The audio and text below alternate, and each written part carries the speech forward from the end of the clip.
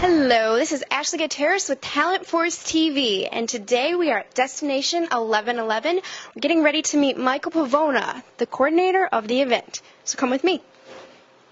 So I'm sitting here with Michael Pavona, and he's going to tell us a little bit about the event and exactly what goes on behind the scenes.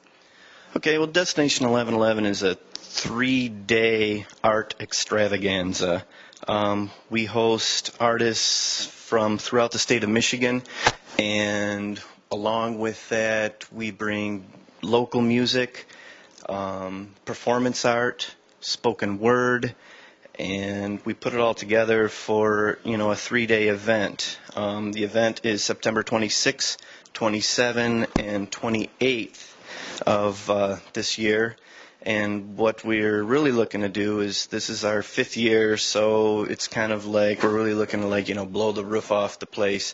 And so with that, we've worked with local musicians throughout the state, and we have various musicians. We've got 12 acts of musicians that are going to be from inside our warehouse here. And outside in certain loading docks. We've got Dock 1 and Dock 2 that'll be hosting various musical acts. We have a fashion show at dusk on Saturday, which is always a crowd pleaser. And, that's the basic gist of it at this point, without giving too much away for everybody.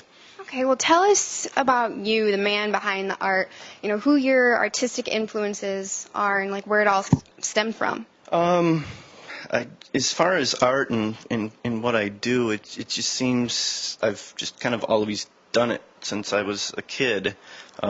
It's like my mom always had me in art classes and such as I grew up, and then after I became of age, graduating from high school and such, I just pursued creative endeavors. Always have done it myself.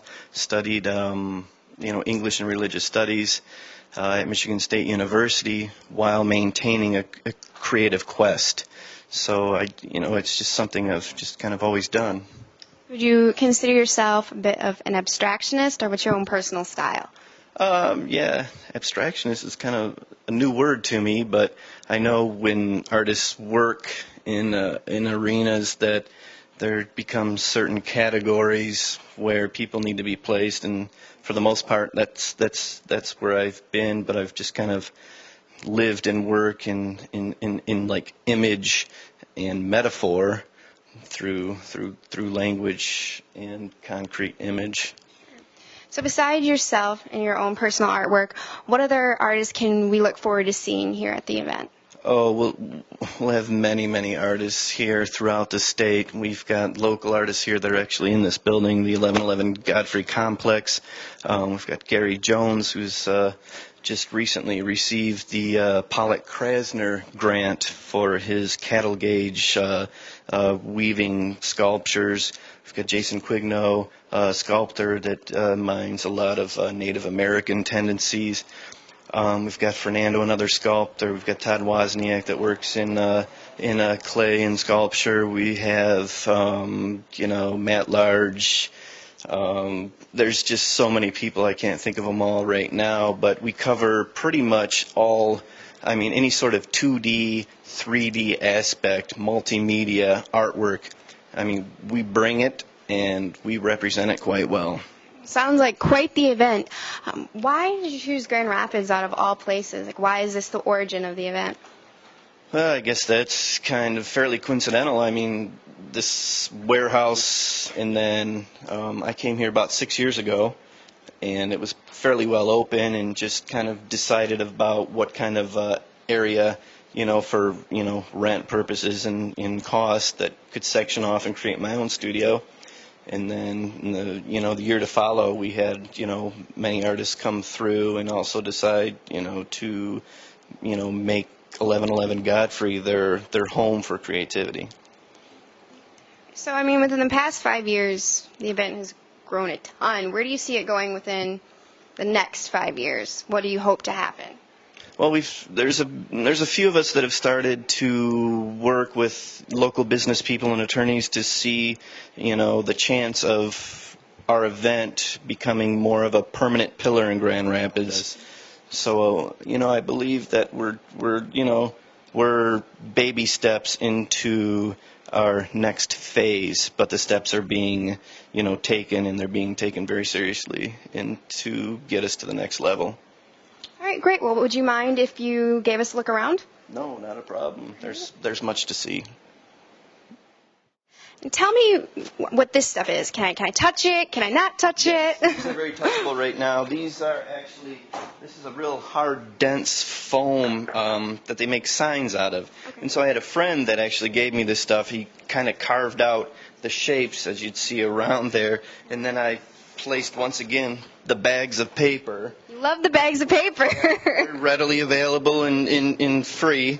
And so I worked it with white paint, and then I'm kind of thinking of these as moon pieces. Kind of like, I don't know, they just kind of look like a moon. So if everybody could, have that and finish it up as a moon piece, that's exactly where I think. And I've got one over here. Already on the wall? Because you said you like to start on the wall. Yeah, exactly. And so this one has a little more dimension. You see where you get like little crater aspects, and it's very dense and very hard. And then I just, do a little square backing that allows it to be hung, two-dimensionally. And so I'm still working. This is the last project I'll finish before Destination 1111, and I hope to have some on the wall and also keep some on the ground. I've yet to figure out exactly what I want to do with this, but I think it'd be kind of neat to see people, something on the ground they can walk around, because moon pieces are, The moonwalk. Yes, or the moonwalk, or, one great step for mankind. Very nice.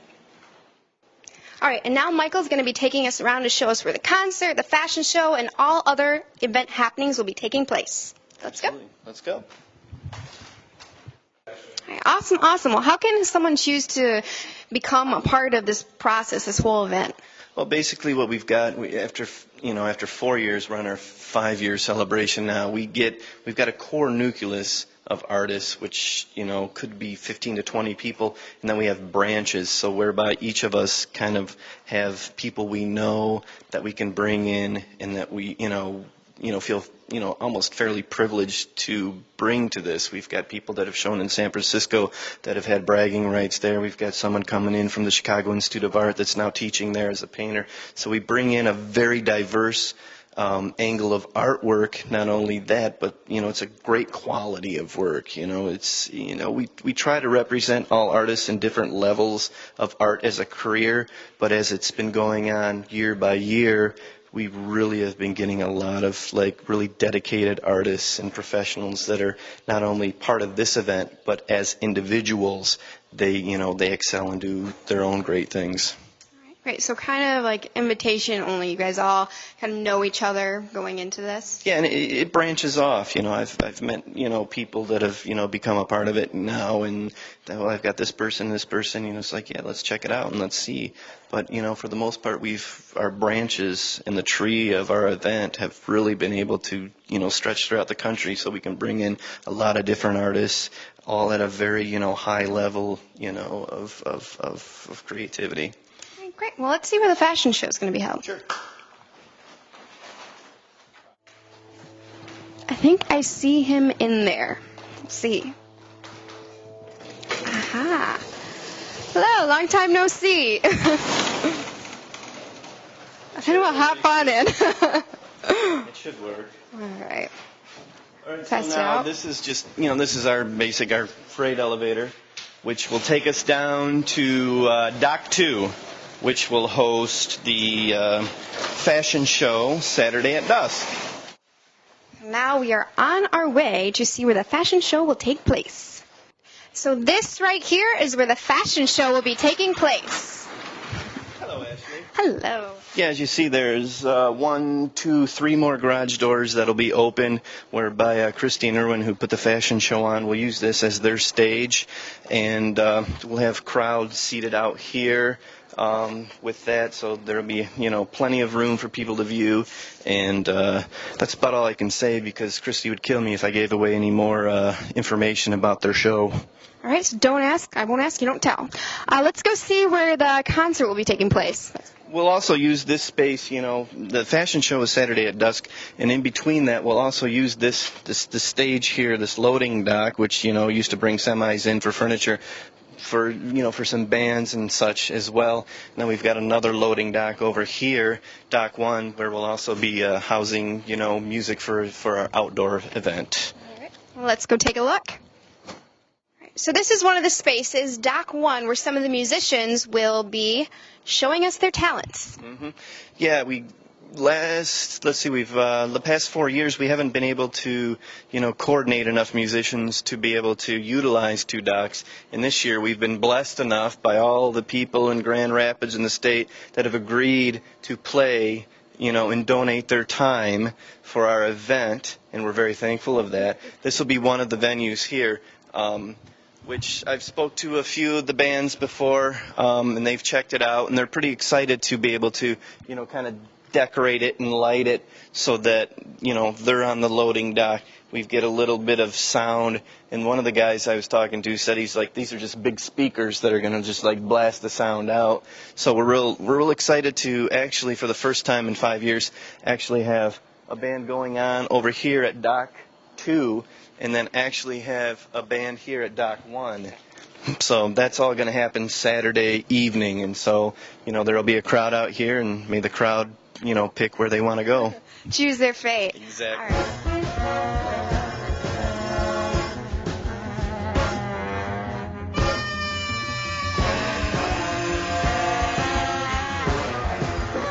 Michael, thank you so much for joining us and answering all of our questions, showing us around. We appreciate it. We'll be back here every single week catching interviews with fashion designers, bands, other artists up until the event, which is Friday, September 26th from 6 to 11 p.m., Saturday, September 27th from 11 to 11 p.m., and then Sunday from noon to 6. Come join us. It's bound to be something unique. All right. Well, thank you. And until then, with Talent Force TV, I'm Ashley Gutierrez.